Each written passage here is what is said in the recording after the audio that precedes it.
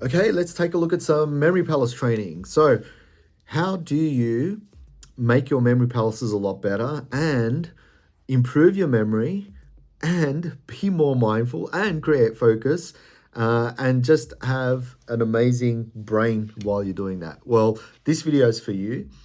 If you like this sort of stuff, do like, share, subscribe, all that sort of stuff. You know, you'll be helping us out indeed. So let's get started. All right, so memory palace training. So what is a memory palace? Quickly, if you haven't watched all my videos or any other videos on YouTube, a memory palace is an ancient memorization technique where you go through a certain location, walk through, right? And you find particular items along the way of the walkthrough. So if I'm walking around my house, I could have a television, and the next thing I see might be a couch. Next thing I might see is a coffee table, right? And you keep doing that, right? Maybe 30, 40, 50, 60 things, could be 10 things, right? That are in order. Then what you do is you put stuff on them to remember. Right, so if I was to remember my Powerade bottle, right, drink, and I throw that onto the TV, television, that's a little, connection, right, a memory connection. So that's how you memorize on locations, right? Anyway, this video is for people that sort of know how to use a memory palace anyway, so I won't do the full explanation. So how do you use a memory palace to train your memory? Right? Because we can memorize on those locations, but here are some other cool ways you can do it as well. And I'm sure I'll do many more videos on using memory palace for memory training. So let's go. We've got your first location, right? So my first location is my front fence of the house. And I always give my house example, but it's where most people live, right? So we're going to start from there. So I've got my front fence. Now, instead of memorizing things onto it, I can visualize the front fence differently, right? So I've got my front fence, how I usually memorize it. I look at it straight ahead. But if I get a bit closer, right, and if I zoom in, what do I see, right? At the moment, I can see a lot of spider webs, right? No spiders yet. We are in Australia, so if you do decide to come here, yes, we have dangerous spiders. Front fence, there's spider webs. What else can I see? It's a little bit dirty. I have to clean the fence. So as you can see, I'm getting more and more detail, right? Now, if we want to get a bit more detailed, I'm going to touch the fence, right? What does it feel like? Okay, I sort of know what the fence feels like. What about the smell? So I have to go close up and smell the fence. What does it smell like? Could smell like dirt because it's close to the ground.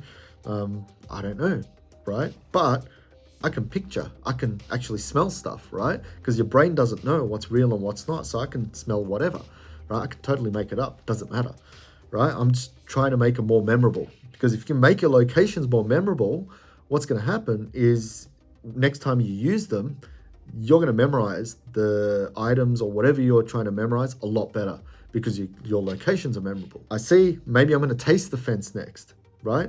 Give it a good lick. What does it taste like, right? What sound does it make if I tap on it? So I'm using my senses. We know that using your senses does make things a lot more memorable, but use them for your locations. In fact, I know this is another video, but I'm going to include it in here anyway. If you want to double the amount of locations you have, right, memory palaces, you can use the exact same memory palace, but shift the angle. Right, shift the angle. Here's what I mean, right? Let's say I'm seeing the fence, straight on like that.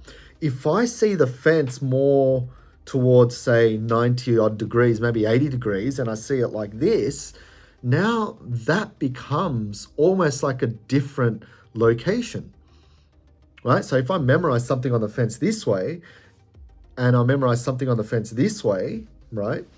They're going to be different associations. Hence, you're going to remember differently, right? They're going to be separate memorization, separate recall. So you'll remember it. So if you have a stock standard usual memory palace, you can change that memory palace around by shifting the angles. And I've done this in memory competitions where I actually ran out of memory palaces. So I had to shift one of my memory palaces for, I believe it was the Spoken Numbers event. And lo and behold, it worked. And I almost broke an Aussie record for it. So there you go. but it works, and I did that every single time. So there's a quick little bonus in there in this video, but make it memorable, right? Don't just visualize a fence or a TV or something like that. If I get close to the TV, yeah, maybe I'm seeing the pixels from it, right? What does the TV taste like? What does it smell like? Is there smoke on the back? Do you see what I mean? So the more detail we add to the location, the better. Now, here's a cool thing to do as well. You can do this and, sit relaxed.